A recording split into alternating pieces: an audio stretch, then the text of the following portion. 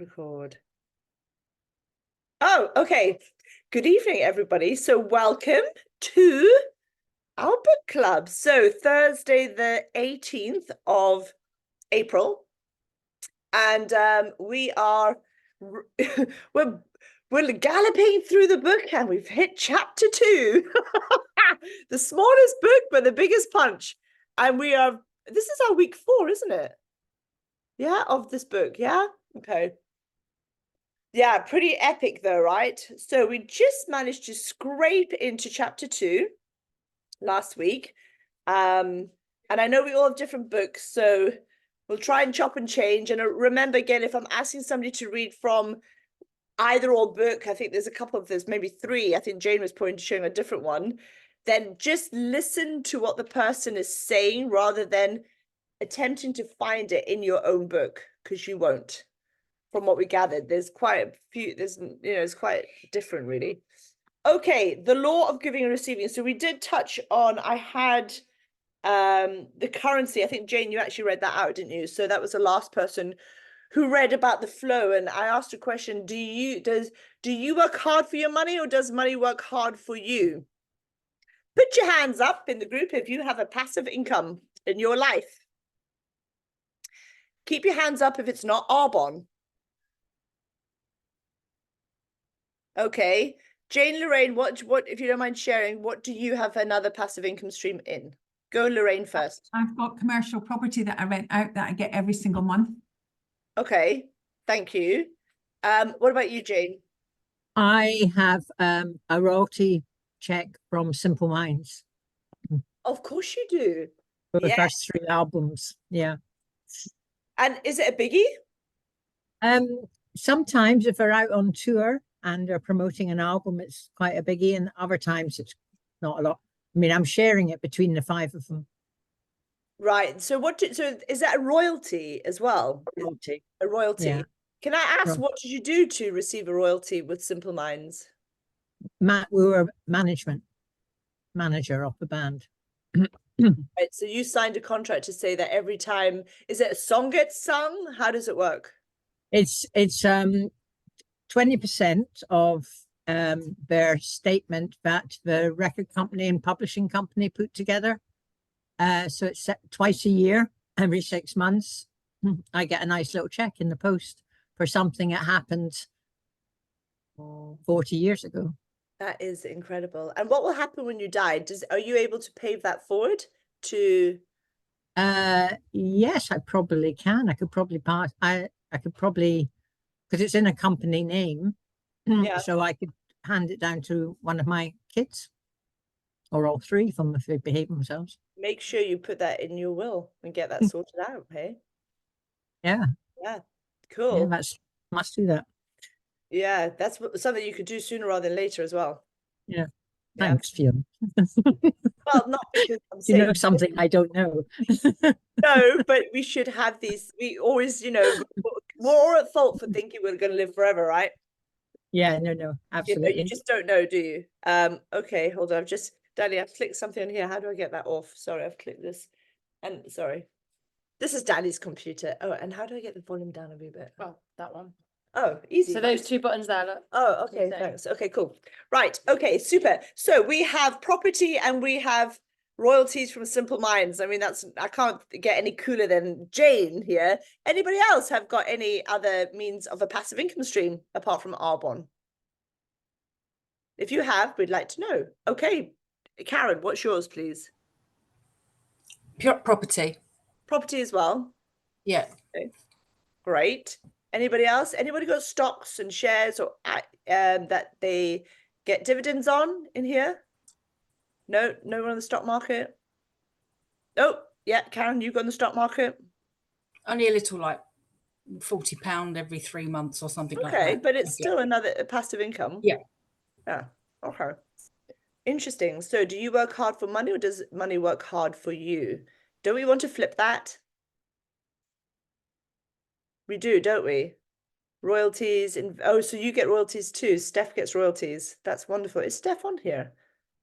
I am. I just came on. Oh, hey. What's your royalties, my lovely? From a bunch of television and film that Robin did. You know, anything from Star Trek to what's that crazy? Anyways, he's done over 100 movies and television. So, but you know, he's 86, 87. So the bulk of it was years ago, and it decreases every chance. But like contact, what is that? What is that Austin, that Mike Myers film, that crazy Oh, Austin Powers. Austin Powers, he did several of those, The Sister Act. Wow. They're great films. Yeah, yeah, yeah, Groovy, yeah. baby. He's How to Get Away with Murder, Murder She Wrote, you know, everything Excellent. and anything. Yeah. Thank you. Yeah. Well, cool. Who here on the call is an Arbonne? Put your hand up if you are. So I think everybody except Sally. Okay. And Juliet. I think you're, I don't know if you're, I think you are, I don't know. Okay. So I just want to tell you a quick little, you'll like this fun story. So make sure Daddy can still see everyone. So Sue Cassidy, obviously married to David Cassidy at one point in her life, and she wrote Tina Turner's songs. So Simply the Best was written by Sue Cassidy. And so she was getting royalties and approached by her sponsor, and what was it, Aldis, asking if she would look at Arbonne, and Sue was like, I'm not selling lipstick for a living. You're joking, you know, do you know who I am? I'm like the wife of David Cassidy. And she said, well, yes, I do know you have a certain lifestyle to upkeep.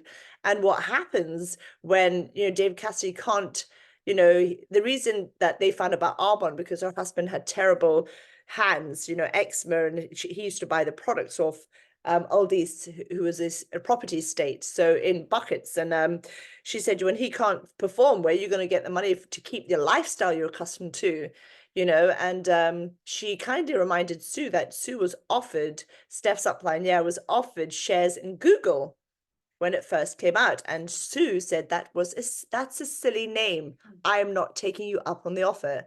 So she lost out shares in Google. And so Aldis kind of reminded her of when Sue was, ego was a little bit big, and said, well, I think you need to take a look at this business, because, you know, it's a passive income like your royalties that's going to pay you when you're not working. And Sue did, and made one phone call to one woman called Caroline McFarlane in the UK, which most of you except me and my lot are under her success line. And obviously Sue gets paid multiple, you know, hundreds and thousands of dollars when she's sleeping with her Arbonne business in the UK. So let's maybe think about, Steph, what was that? How she was, I can't really read the message. Just unmute. Yeah, so Sue had a lot of friends that she approached when she first started her business. And she always says that she was ignorance on fire. And she talked to everybody and that they had to get involved. And so many of the people, and she told me specifically, people in New York who were in this very high tier people said, no way, like, and she lost friends, like people were super rude about it. But some of them lost their fortunes with Bernie Madoff. And when that all happened with Bernie Madoff, some of them came to Sue and said, you were so smart, and I really regret not having joined you, because I thought I was too cool to do this little business. And that you were right on, you were spot on. So it is about being brave, and not, like, I think the relationship with money, people will tell you their opinions about money and what you should do with your money and what you shouldn't do with your money based on their own money Consciousness. consciousness. Thank you. And sometimes we're listening to the wrong people about that. Yes, we are. And like Rita Danforth says, don't listen to people who are more screwed up than yourself, right? Yeah. So do you Yeah. work hard for money, or does money work hard for you? Because if you are not making money work for you, you need to think about it, guys. We're reading a book about wealth, being rich, yeah, abundant. So, you know, we talked about this last week, but really think about that. Okay, that's important, you know, because as we know, you want to work 40 years, 40 hours a week to get a pension after 40 years, which you probably was going to be like nothing. Yeah. nowadays cost of living. And Lucy has a hand up. Off you go, my lovely. It's not so much about money, but I've installed into the girls since they were 2 and 4. We're not money rich, but we're rich with love. And the times they say that, and the younger one will say now, I'm rich with love, but I'm going to be rich with money. Which I think, Nice. yeah, I like it. Yeah. Yeah, Libby once announced to me she was going to marry a millionaire, and I was like, "Oh, that's nice." And she said, "But I'm also going to be a millionaire, mommy." I was like, "That's even better." Yeah, my dad used to say, "Fiona, millionaires are never ugly." But obviously, I don't go for ugly men, so hence I'm not with a million. Never had a millionaire, but I like to make my own. In all fairness, okay, Emma, over to you. I was on a training with a financial advisor, and he said something, and I thought it was absolutely brilliant, and I loved it. And he was talking about business in general, and he said, "Do you have a Sophie Ellis Bextor business or a Taylor Swift business?" And when he explained it, I was like, "Yes, that's me, and that's all of us." But nobody else that was on the call could get this, because he was saying Sophie Ellis Bextor, she has to sing for her supper because she doesn't own any of the rights to any of her music. She doesn't get any royalties or anything like that. So if she wants to earn, she has to go out and sing. Whereas Taylor Swift, because she owns the rights to all of her songs, she wrote them all, she's in control of everything, she is making money while she sleeps. And I thought it was a really good analogy to explain about different kinds of businesses, and whether you are having a business that is only earning you money when you are out there working, or if you've got a business that you're earning when you sleep, and just like you say, making money work for you.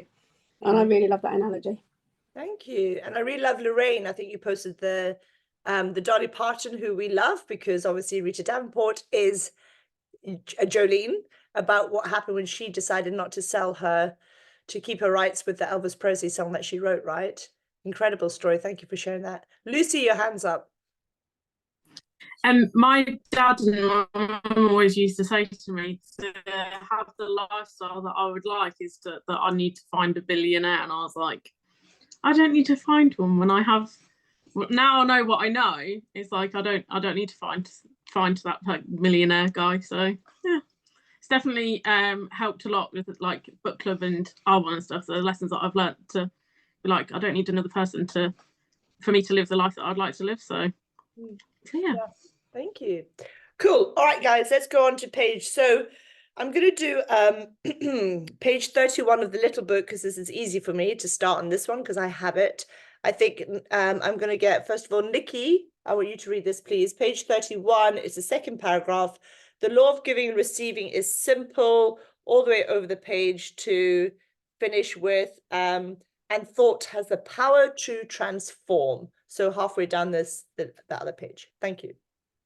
Good evening, everyone. The law of giving and receiving is simple. If you want love, learn to give love. If you want attention and appreciation, learn to give attention and appreciation. If you want material affluence, help others to become materially affluent.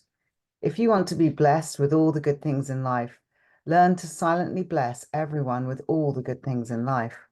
The more you give, the more you will receive. In your willingness to give that which you seek, you will keep the abundance of the universe circulating in your life.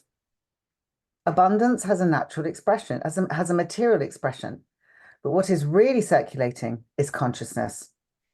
Even the thought of giving, the thought of blessing, or a simple prayer has the power to affect others. We are bundles of thought in a thinking universe, and thought has the power to transform. Wonderful. Thank you so much. So thought has the power to transform. Would you say that we are down with our thoughts? How are we feeling? Do we feel, I've been talking a lot about brain and mind and thoughts and feelings this week. And we know that our thoughts our words and our deeds turn into actions, and our actions turn into, our outcomes. So pretty much, I feel that most of us, our thoughts are, we are monitoring them. We do know, the ones that we are monitoring, how to deal with them. So for example, it was at my house, we went to the vision board last Friday, and a girl said something, and immediately I'm not afraid to pull somebody up on negative language. I'll be like, no, you can't say that. And then she said, well, what do I do? And then obviously I always get this Oponopono thing. I love you. I love you. I'm sorry. Please forgive me. Thank you. And we talked about this. She'd never heard about that. So again, we're not always going to think the right thoughts, but again, we can cover it up when we realize, stop, that's not. And also, your thoughts are not always the truth. Your thoughts are not always truthful. You know that. You don't have to believe your thoughts. Because again, where do your thoughts come from? If they're the spoken word from parents, elders, you've taken that down, many, the generations have, it's repeating, isn't it? It's repeating these values, these principles that were instilled into you when you were young. And only the awareness can get you to say, no, actually that's, I don't resonate with that. But you don't, all your thoughts are not all of them, your thoughts can lie to you. I talk about belief, the middle of the word LIE, that's a lie. What is your beliefs? So when you start to think, well, hold on, what do you mean not all my thoughts are real? They're not all truthful. Then now we start to question, why is it I'm not where I think I should be or where I want to be? What is it that I have to change to become that person of full abundance, of living in a life of full, pure joy? So Mintu's saying, don't believe everything you think. So expand on that, Mintu. What do you mean by that? Well, exactly about what you were saying. That's something I sometimes say to people. Don't believe everything you think. We say that don't believe everything somebody says or people say, but actually we need to think of don't believe everything you think. We get all these thoughts in our mind about all sorts of stuff. And often, this is what I have to say often to my husband, like, you just, because he often thinks, oh, well, he's going to say, or she's going to say this, or he's going to, like, well, where did you get that from? That's just something you just made up.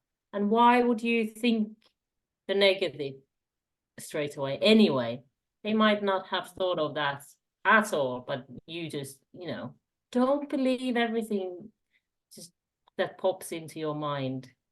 Because it's just, yeah. So it's about questioning, isn't it? So do you believe, so just put this question, thank you, Mintu, put this question out there. Do you believe everything somebody tells you? No. Okay, does that make you skeptical? Why would you not believe other people? Do you want other people to believe you? Do you tell the truth?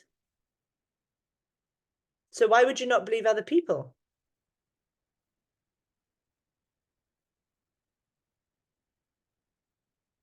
Go on, Lorraine. I think people that haven't done as much personal development as us, and in different industries where it's everybody got their elbows out, stabbing everybody in the back because there's only one position, and in a lot of big corporations, it's dog eat dog. And I think that they get conditioned where they stop saying what they think because of how they're judged. And I think when they've been like that and they've worked like that for years, they often tell us what they think we want to hear rather than what they're really thinking. Okay, so how would you know the difference between somebody saying what we want to hear and what they're thinking? How can you define it? I think it's hard, but I think if you know them well and you ask them, say how it's always wonderful, it's blah blah blah, and fine that they've been crying for a couple of days because there's bullying going on at work, I would turn around and say, now, is what you're telling me what you think I want to hear, or do you really want to tell me? Because I'm looking behind your eyes and I'm seeing that what you're telling me isn't necessarily how you're feeling. And sometimes they'll say, yeah, actually, I just, because you were being positive, I wanted to be positive, but actually, yeah, it's crap. But yeah, it's hard, and you don't always get it right, and we shouldn't judge. And I always think trying to be optimistic and think the best in people, but often I think when people are telling you something that's not quite right, they don't always look you straight in the eye. They kind of that was my next question. How do you pick up on that? Yeah. I would say you're very brave, Lorraine, to be able to actually call somebody out, and in a way that doesn't belittle somebody, in a way that is saying, I'm on your side here. Like, you know, and is that to do like being reciprocal with energy as well? Because we know the highest energy in the room wins. We know that we've probably read the most, we've done the most work. Positive people have done a lot of work if you're not naturally positively wired. Yeah, and most people aren't. 80% are negatively wired. So we understand that. And also, but saying the place that it's not ego driven and it's not putting people down, it's not shaming people, but it's saying, you know, I'm just going to pick up on this, and saying it with a smile and in the act of love, and the way you say it and the way you're making that person feel, that they can feel trustworthy enough to open their heart and say, you're right, you know, thank you. You know, it's like, I believe in you more than you believe in me. Yeah, well done. That takes a bigger person to do that. And that, again, that's work, to be able to get people to have that confidence as well. Being funny is a way to help people out of a sticky situation. When you make somebody laugh, they relax, they like you, you're not intimidating, you're not threatening. That's another way to help open people up. You know, I mean, I feel like with Arbonne, we have probably had so many no's and knockdowns and had the finger pointed, that our resilience means that, you know, I never judge anyone because I've been so judged. I'm not interested. Like, I really don't care. Like, I'm happy. I show up in a place where I'm giving my all, and I wear my heart on the sleeve, and I take you as I want you to take me. But there's always got to be an element of how can I put it? Like, I'm never going to go into a situation and not trust somebody on their answer, what they say to me, but I'm very open to listening to, I'm going deeper. So I'm listening to the words, I'm looking at the body language, I'm feeling the energy, like the eyes, like you said, Lorraine, shifting. Has anybody got anything they use to be able to really, like, when you meet somebody, to know whether they're truthful or not, or, you know, unless somebody does an action that, then you know, no, actually they're not, what they say doesn't match with what this, you know, the action doesn't match with the words. But anybody else got any highlight on this conversation here? Because it's a tough one, isn't it? Nikki, go ahead. Yeah, I feel it in my gut. And I really look into their eyes as well. And if they don't look at you, or if they just got like something about them which isn't clear, I'm like, and obviously listen to what they say and watch what they do. I just start to like switch all the clairs on, you know, just the antenna, and just just a minute. Yeah, you know, you could ask an easy question at the beginning. Hey, do you watch EastEnders? If they say yeah, you're like, okay. Fail, Gladiator. Oh no, but I watch Coronation Street. Oh, Okay, thanks. no. That's an easy way to whittle them out. No, I watch the news. Okay, this conversation's over. I'm joking. Leslie, over to you.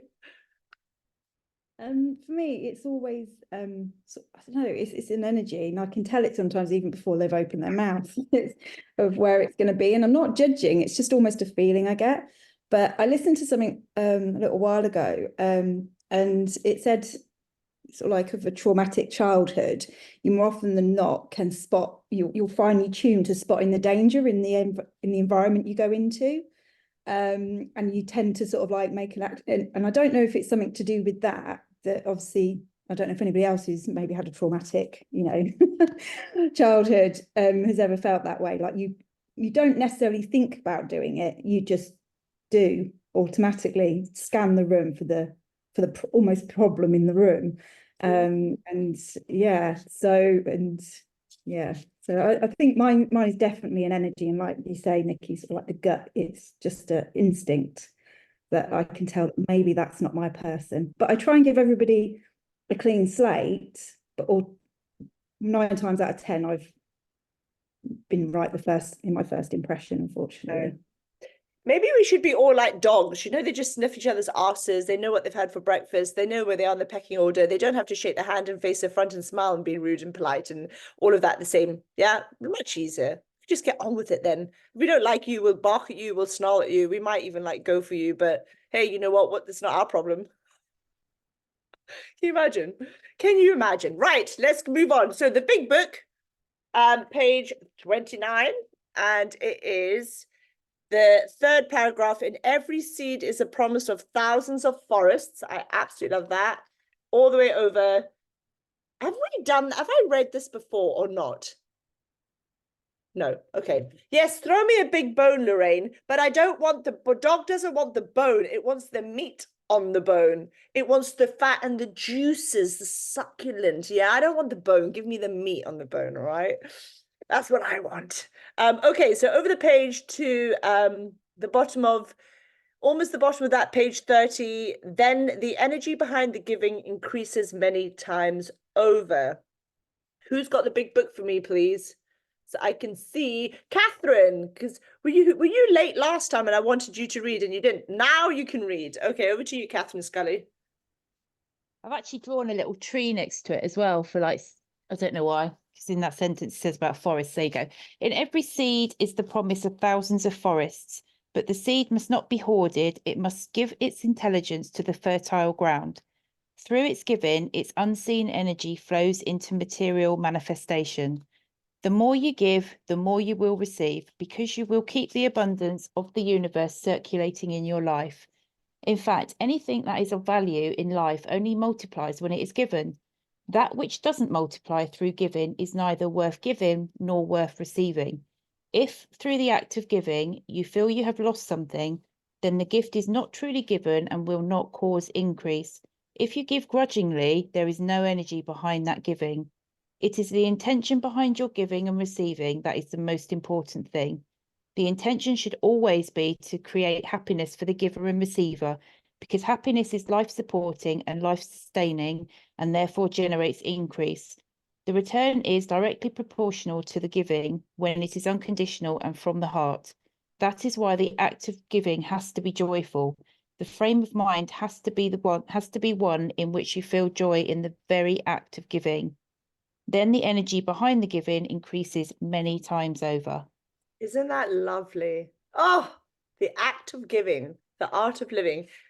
You know, when we're also, oh dear, my free meeting is going to end in 10 minutes. Oh, I don't want that to happen. When you give, you don't give to receive, but when you do give, you do get. And, random gestures of acts of kindness are like not even multiplied. They're like, what's a bigger word than multiplied? Like exponentially multiplied, whatever that is. So let me give you an example. For example, this lady at the garden center who had cancer, she was Purish Aga. I don't know if Dottie, you know her, but she had all these samples of me products. And I went back and I put it in an album bag, and she didn't buy anything. That's fine. And she said to me, I really like your bag. It's like a beach bag. And I was like, well, you can have it. And she went, what? And I said, yeah. And I took all my products out. I went, it's yours. You have it. If you like it, you can keep it. And I was so happy to give it to her. And I'm probably so long on the tooth with nose and all of that. I didn't care. She didn't buy anything. It didn't bother me. I was just so happy I could give her a gift. And it felt good to feel that good and not really give it a second thought and think, oh, I'm so much nicer than you, or, because that's not giving, and secretly I have to get rid of a lot of stuff because I'm going to Canada in less than a month, but, I'm just kidding. But, it was a point where I was just able to do it.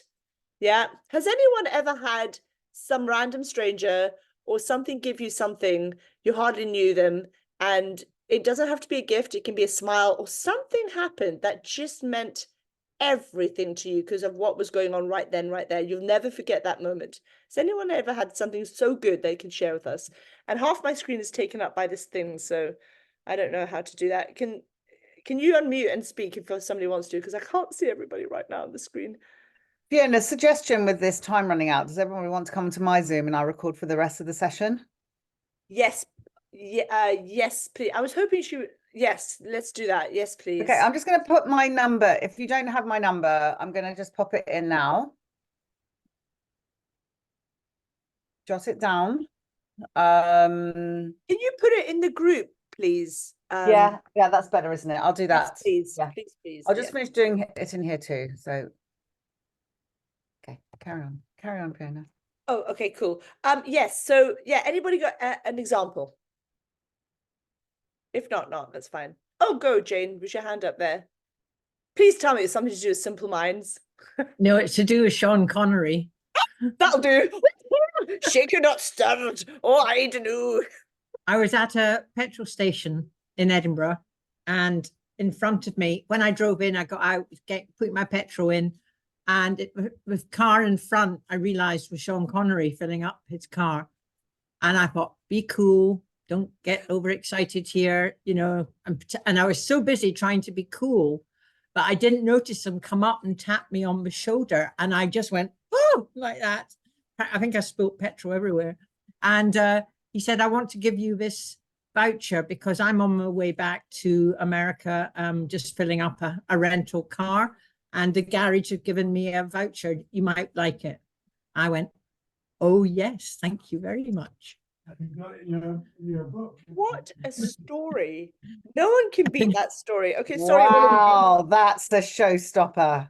Whoa. No, I don't want to hear any of your stories because you're all going to be rubbish. Sorry about that. But Jane, Sean Connery, hell yeah. And did he look as good as what he does, Yes, he did. His voice was incredible. Thank you. And you know what? You do hear things about celebrities with money who always are giving back. You know, I heard George Michael, he was watching ITV Good Morning or something, and they were trying to raise money for this child leukemia or cancer or something. They needed so much money for this operation. And he was watching it and he phoned up the show and anonymously gave that money, whatever it was that child needed, donated the money so the child could have the operation, and anonymously, and it only came out afterwards. I watched a documentary when he died, what he had done behind the scenes that no one knew. Because that's what money can do. You really can change people's lives, amazing. Right, thank you. We're going to come off the Zoom, and we're going to, yes, Keanu Reeves is another one. You're right, Emma. And we're going to go into Nikki's. I'm sorry about the mess up, everybody, but I know you all understand. So we'll see you in a moment. Bye.